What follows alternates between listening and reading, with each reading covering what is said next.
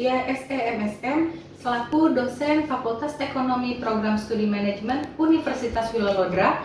Saya di sini sebagai pengampu mata kuliah dari e-commerce, yang mana mata kuliah e-commerce merupakan mata kuliah wajib yang diberikan untuk semester 6 dan mata kuliah sebagai mata kuliah MBKM. Di sini saya akan memaparkan dan membacakan RPS dari mata kuliah e-commerce. Ada capaian pembelajaran atau CPL program studi. Di sini ada sikap, yang mana sikap menunjukkan sikap bertanggung jawab atas pekerjaan di bidang keahlian secara mandiri. Kemudian ada pengetahuan, yaitu menguasai konsep serta mampu memformulasikan permasalahan berdasarkan konsep yang terkait dengan bidang manajemen, khususnya manajemen pemasaran digital. Kemudian ada keahlian khusus atau keahlian umum, yaitu mampu menunjukkan kinerja mandiri, bermutu, dan terukur. Kemudian yang kedua ada menjadikan entrepreneurship yang mampu mengelola, mengembangkan, dan menerapkan ilmu manajemen dan bisnis yang sesuai dengan pasar nasional maupun internasional. Kemudian ada keahlian khusus, yaitu mampu merancang dan melaksanakan penelitian dengan metodologi yang benar, khususnya terkait dengan pengembangan bidang manajemen. Adapun capaian pembelajaran mata kuliah atau sub CPMK, yaitu yang pertama mengetahui konsep dasar di bidang manajemen pemasaran digital marketing.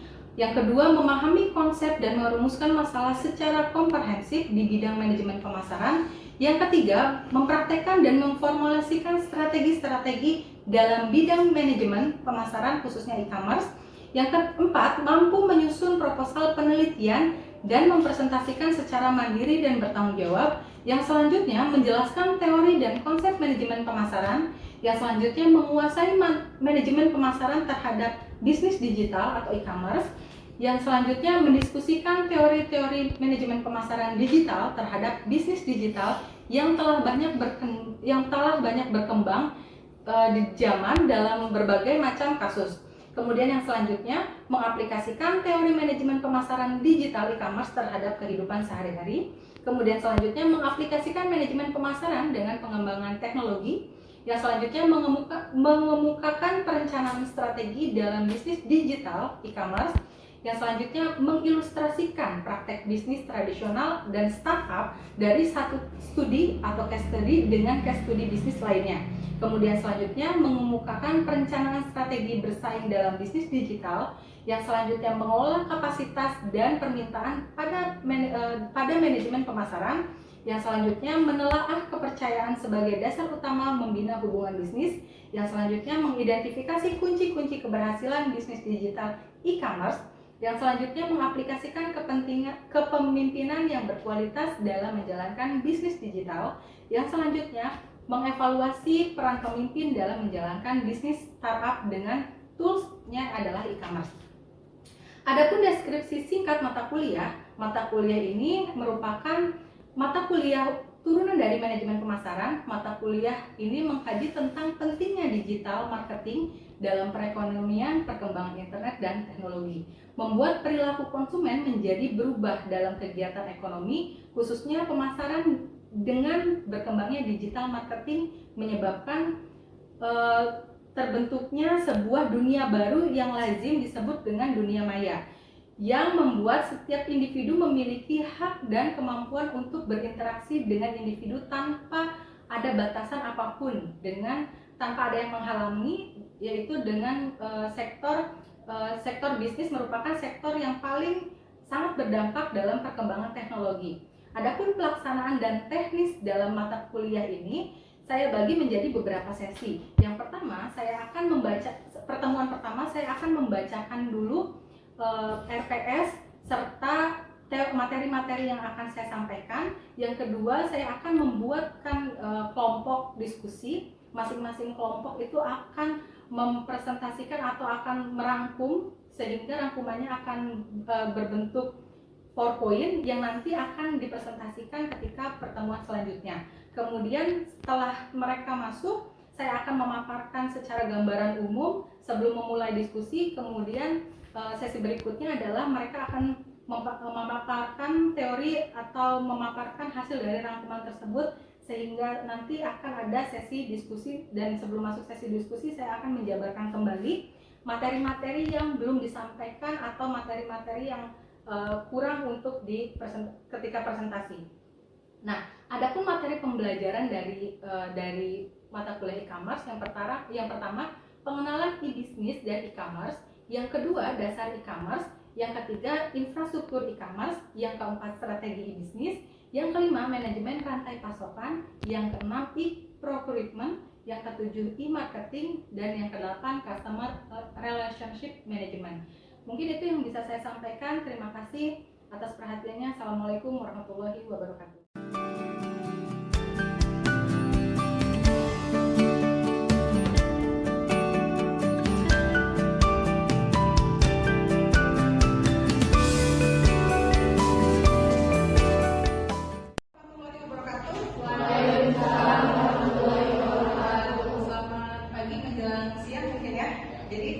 Mata kuliah yang kami masuk adalah mata kuliah e-commerce. Sebelumnya mungkin sudah masuk ke pertemuan yang pertama. Cuma pertemuan pertama saya akan cuma membacakan RPS dan beberapa poin-poin untuk dipresentasikan atau materi-materi yang akan dibahas ketika perkuliahan. Baik, sebelum saya mulai, ada yang nggak masuk? Ada yang belum masuk kelas mungkin? Ada yang lagi ikut KKN. Oh, berapa orang? 7 orang. Baik, untuk absensinya silahkan sambil keliling aja ya. Untuk absensinya nanti yang nggak masuk biarkan dikosongkan saja. Baik, untuk mata kuliah e-commerce di sini saya akan menjabarkan secara umum dulu apa itu e-commerce ya. Jadi kalau misalkan secara spesifik nanti sama teman-teman akan dibahas lebih lanjut, dan nanti kalau misalkan untuk secara umum atau gambaran secara umum nanti saya akan presentasi. Nah, aturan dalam perkuliahan saya bagi menjadi beberapa sesi.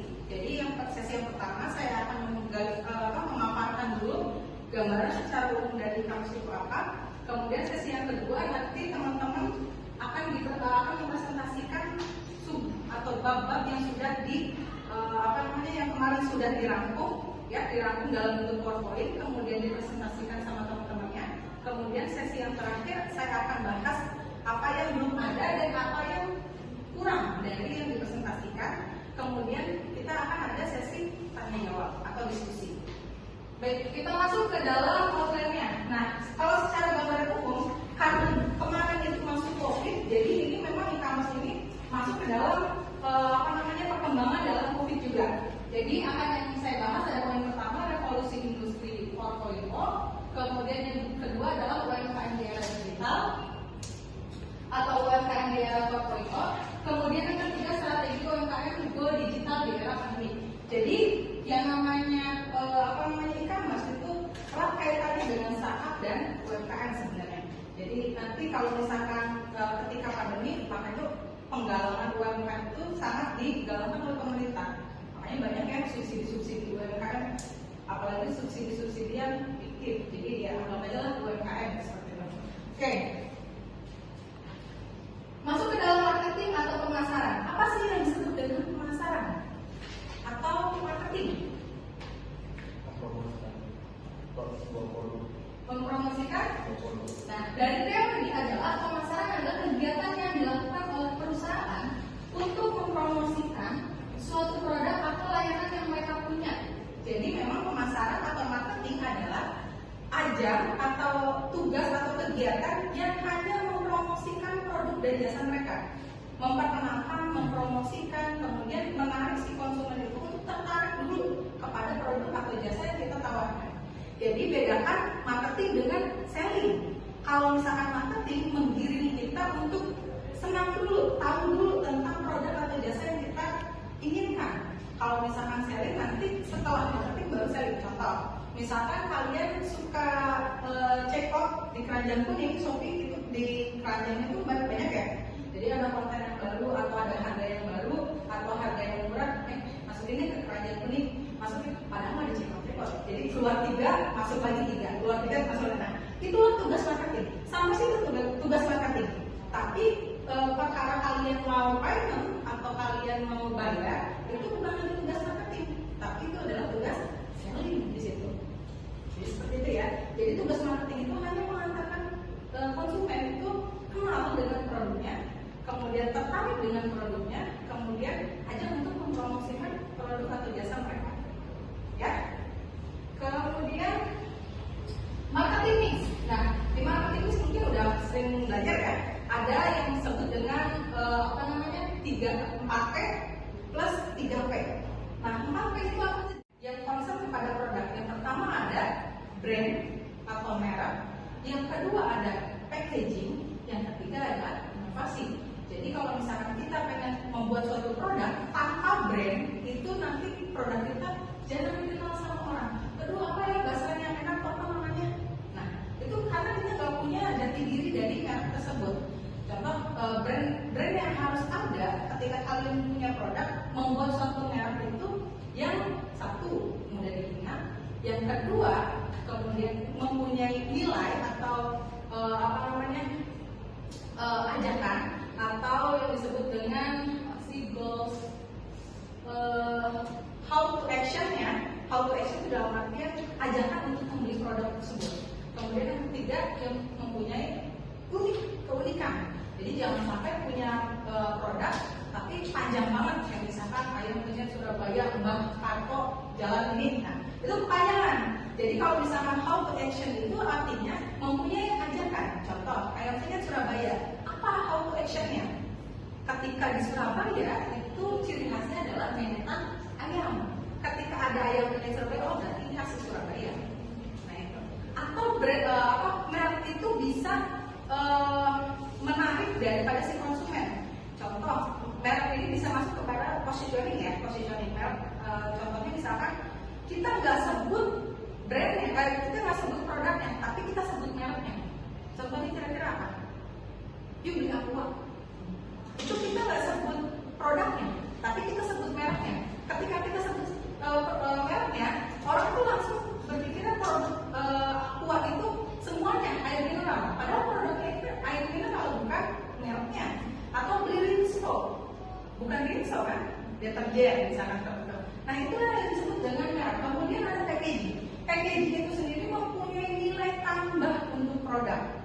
Contoh misalkan Kinerjoy, apa sih isinya? Coklat doang kan? Coklat doang tapi dibalut dengan packaging yang menyenangkan bagi anak-anak mungkin ya seperti itu. Atau misalkan jualannya nasi lengkong tapi packagingnya itu mewah. Atau es teh manis, kan ada tuh yang di Jakarta es teh manis tapi pakai tumblernya tuh yang kayak emas itu. Pakai tumbler tuh emas, kemudian pakai tumblernya mewah banget seperti itu. Padahal produknya hanya es teh manis. Nah, packaging itu mempunyai tambahan nilai untuk produk itu sendiri. Kemudian inovasi. Ketika kita tidak bisa membuat suatu produk yang baru, kita bisa menginovasikan produk yang sejenis, tapi kita tambahkan berbeda dengan produk yang lainnya. Misal, kalau misalkan sekarang hype-nya mie gacuan itu identik dengan chili oil. Nah, di kita itu beberapa sambelnya misalkan. Bukan cuma chili oil, ada sambal petis, ada sambal terasi dan kawan-kawannya. Nah, itu adalah inovasi dari produk seperti itu ya. Kemudian price, jelas ya, kalau price itu dibagi menjadi 3. Harga di atas harga pasar, harga di bawah harga pasar, harga sesuai dengan harga pasar. Kalau harga di atas harga pasar itu bermain dengan kualitas. Brandnya juga punya brand image yang tinggi dan segmentasinya pasti menengah ke atas. Kalau harga sesuai dengan harga pasar, sesuai dengan yang ada di pasaran seperti apa. Harga di bawah harga pasar itu adalah harga yang bermain dengan kuantitas. Misalkan kita belinya 1 bodi itu harganya pasti berbeda dengan harga eceran. Kemudian place itu tempat. Kalau dulu tempat itu yang mudah dijangkau, kemudian yang strategis, tapi konsumen sekarang itu berbeda, terbalik dengan yang ada di teori.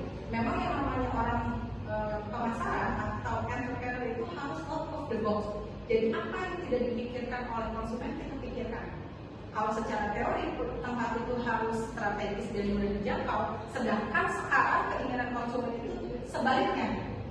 Susah, kafe yang susah nyempil disebutnya hidden gem, ya kan? Ini nemu hidden gem nih, berasal punya harga kami.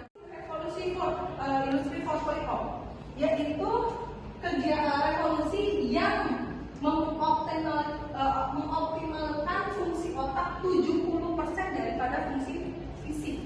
Jadi fungsi otaknya yang bekerja, 30% adalah fungsi fisik. Nah, masuk ke sini ya. Nah, tahap revolusi 1800 kita juga belum lahir ya, teman-teman juga belum lahir, itu baru adanya mesin uap. 1900 kita juga belum lahir, teman-teman lahir tahun berapa? 2000. Berarti ada di sini posisinya ya. Nah, di 2000 adalah inovasi teknologi informasi komersialisasi. Jadi di abad 21 pertama kali muncul peralihan dari analog kepada digital. Nah, ini di kalian lahir nih, abad 21 itu masuk ke analog kepada digital. Paling gampang itu dilihat dari gadget. Di tahun 90 sekian itu gadgetnya masih kayak handphone yang gede-gede seperti gabang, ya, yang antenanya panjang-panjang. Nah, masuk ke 2000 itu udah mulai agak slim tuh ya. Di 2003, 5 ke atas baru masuk BlackBerry, ya. Kemudian masuk ke belasan itu masuk ke Android, WhatsApp dan kawan-kawannya Android lah. Nah, masuknya sekarang adalah menggunakan smartphone lainnya. Jadi semua aktivitas ada di handphone. Bayangkan kalau misalkan handphone kita ketinggalan, lebih lebih panik daripada ketinggalan dompet atau ketinggalan pacar, gitu ya. Jadi kalau handphone ketinggalan, udah kita mati butuh deh, ya. Nah, di situ bisa dilihat dari sistem gadgetnya. Kemudian karakteristik bisa dibaca saja.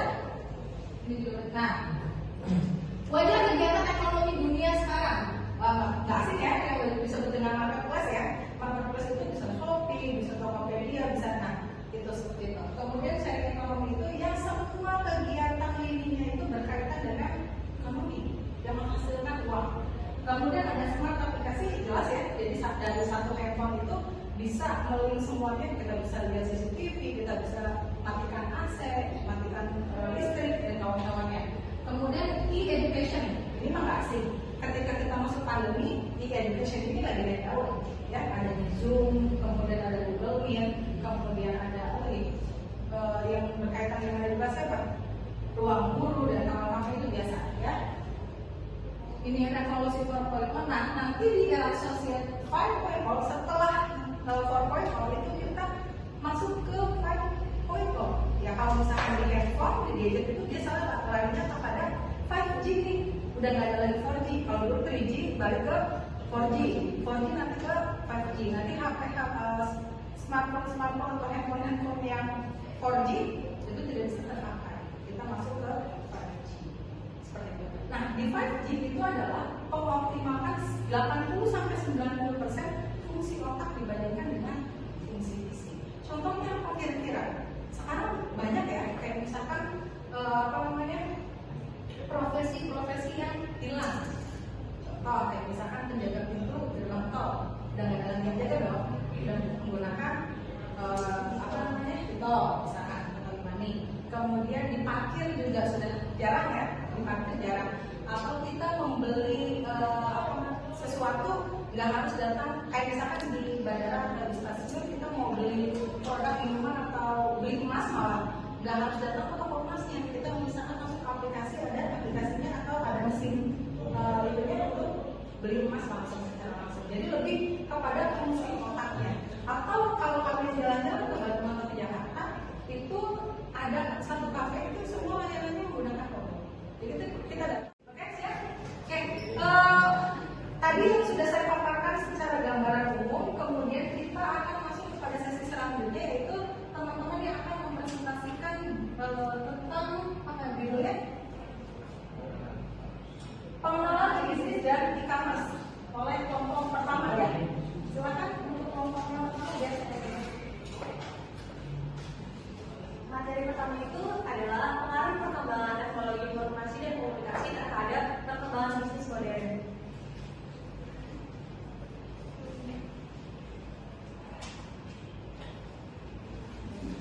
Pengaruh teknologi informasi terhadap perkembangan bisnis modern saat ini sedang menjadi topik yang hangat. Karena penggunaan teknologi informasi dapat membantu perusahaan untuk dalam meningkatkan efisiensi dan produktivitas serta memperluas jangkauan pasar.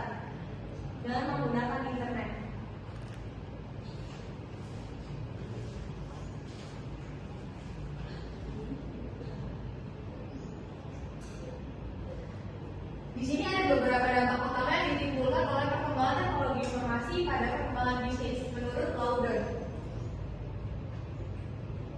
Yang pertama adalah efisiensi dalam operasionalnya. Teknologi informasi sangat membantu meningkatkan operasional bisnis perusahaan melalui otomatisasi proses pengelolaan data yang sangat baik dan kemudian pengurangan biaya operasional.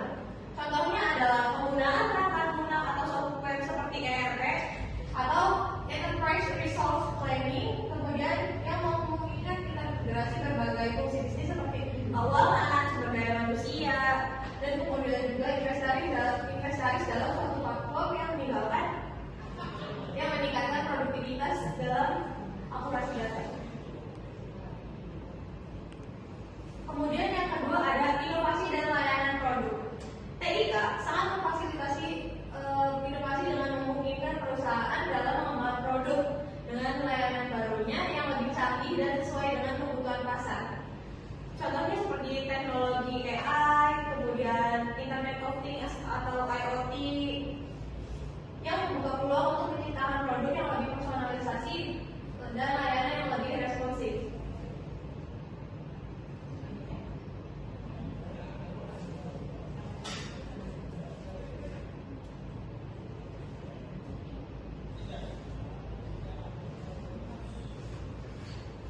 Selanjutnya materi yang kedua adalah perbedaan di bisnis dan e-commerce. E-bisnis sendiri yaitu penggunaan teknologi informasi komunikasi atau TIK untuk melakukan aktivitas bisnis secara elektronik.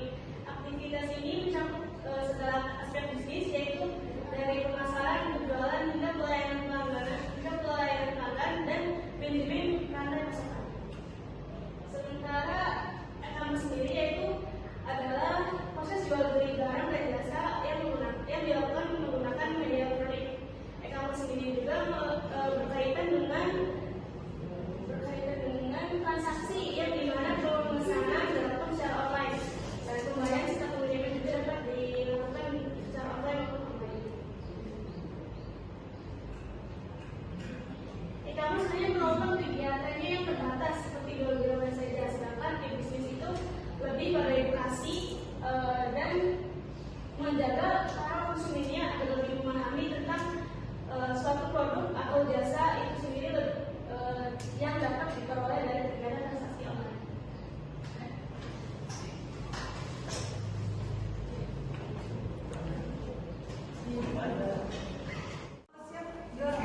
Siap. Baik, tadi yang sudah dipresentasikan oleh teman-teman kelompok 1 tentang e-bisnis dan e-commerce. Nah, sedikit saya menambahkan tentang apa yang sudah dipresentasikan. Teman-teman ada yang tahu nggak e-bisnis dan e-bisnis dengan bisnis apa bedanya? Kalau e-bisnis nggak ada E-nya. Ya, kalau bisnis ada nggak ada E-nya, kalau e-bisnis ada E-nya.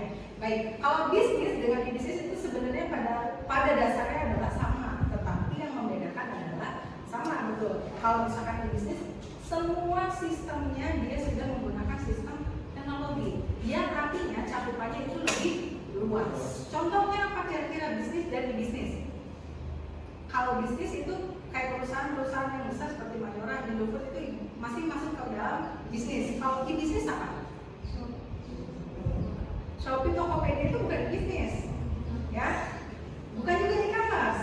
Jadi kalau misalkan e-bisnis adalah yang teman-teman pakai, sosial media yang teman-teman pakai, Facebook, Instagram, TikTok ya, itu termasuk ke dalam e-bisnis. Yaitu bisnisnya apa? Bisnisnya perusahaannya apa? Meta. Itulah yang disebut dengan e-bisnis. E-bisnis itu bisa masuk Google juga, gitu. Seperti itu perusahaan-perusahaan yang besar. eBay juga masuk, seperti itu. Nah, startup itu adalah bagian daripada e-bisnis. Startup. Apa itu startup? Startup itu memulai. Jadi memulai usaha baru. Ya. Jadi startup itu adopsi daripada e-bisnis yang memang mereka itu mengadopsi keunggulannya adalah mereka pengen mencari ads yang sebanyak-banyaknya. Nah biasanya startup itu dimulai dengan bisnis-bisnis yang lagi hype. Apa aja contohnya startup? Startup contohnya apa? Gojek, Grab, Traveloka, e-walletnya apa? Dompet digital. digitalnya OVO, Dana, GoPay. Nah itulah yang disebut dengan startup. Nah sedangkan e-commerce adalah toolsnya. Tools apa? Alat apa? Alat untuk mempromosikan, memperkenalkan produk ini dengan menggunakan perusahaan startup maupun e-business. Itu adalah e-commerce. Jadi e-commerce itu kalau misalkan ditanya e-commerce itu Shopee, Tokopedia, bukan. Itu adalah termasuk dalam startup toolsnya menggunakan e-commerce. E-commerce-nya apa nih? Untuk jual beli ini untuk apa? Menggunakan toolsnya apa? Nah di dalam e-commerce itu ada beberapa platform. Yang diantaranya ada marketplace, sosial media, website, nah itu yang disebut dengan e-commerce. Oke, ada yang mau tanyakan? Silakan. Apa itu resikonya? Nah, di dalam e-business ataupun e-commerce itu mempunyai banyak resiko yang tadi ya, ada keuntungan dan keunggulan dan kelemahannya. Nah, sejauh ini yang menjadi kelemahan bagi e-commerce, startup ataupun e-business adalah keamanan dari datanya. Jadi jangan yang terakhir itu ya kesimpulan dari perkuliahan kita. Nah, adapun nanti yang tidak masuk silakan nanti dikosongkan aja sesinya. Kemudian untuk pertemuan selanjutnya adalah persiapkan kelompok keduanya tentang apa? Kelompok keduanya dasar-dasar e-commerce. Oke, itu yang bisa saya sampaikan. Kurang lebihnya saya mohon maaf apabila ada kekurangan dan kesalahan. Yang baik silahkan diambil menjadi pelajaran buat kalian semua. Mudah-mudahan apa yang bisa saya sampaikan bisa bermanfaat untuk kita semuanya. Oke, saya tutup. Assalamualaikum warahmatullahi wabarakatuh.